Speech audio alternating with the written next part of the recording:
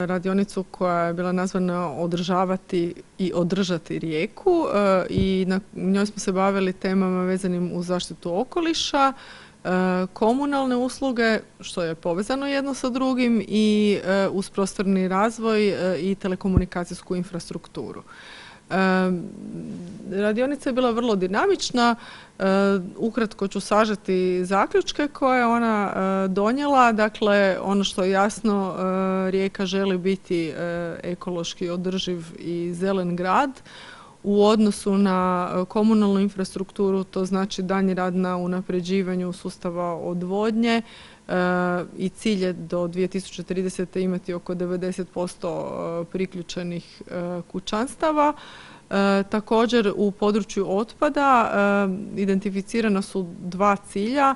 Dakle, s jedne strane Rijeka želi biti grad građana koji su svjesni da moraju generirati što manje količine otpada, odnosno koji podržavaju održivo upravljanje i samim gradom i vlastitim resursima, kako energetskim, tako fizičkim. S jedne strane, s druge strane, dakle, da je potreban daljnji sustav, razvoj sustava zbrinjavanja otpada na način na ekološki prihvatljiv način i na način da se s njim zaista u potpunosti i kroz cijeli njegov životni ciklus može gospodariti. Na radionici je naglašena potreba za razvojem i želja za razvojem zelene infrastrukture u gradu, budući da je ona i element kvalitete života, dakle građanima je ugodno živjeti u zelenom gradu, a isto tako i jedan od modaliteta na koji se urbane sredine mogu boriti protiv klimatskih promjena.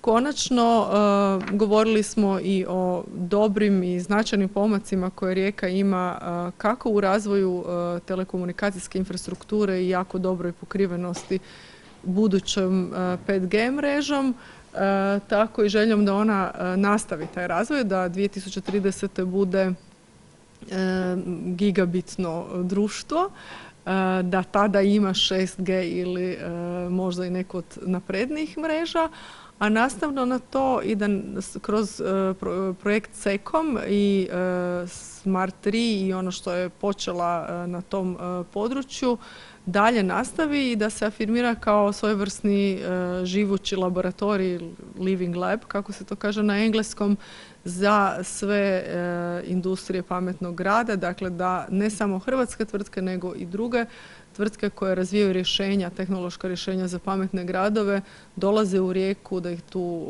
isprobavaju i razvijaju.